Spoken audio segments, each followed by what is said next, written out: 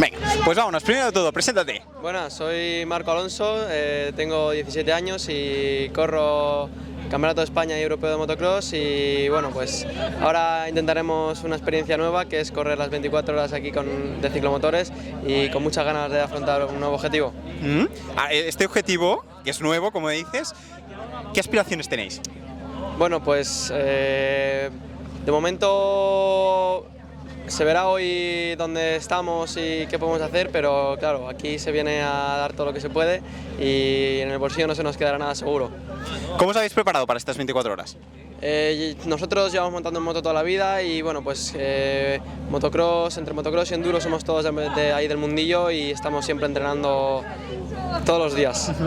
¿De dónde sois vosotros? Pues hay dos chicos de aquí de Cataluña también, un chico del País Vasco y yo que soy de Valladolid. ¿Qué te lleva a venir a correr esta carrera? Bueno, pues el ambiente familiar que hay con el equipo y pues la verdad estamos muy cómodos y disfrutaremos seguro. Muchas gracias, Marcos.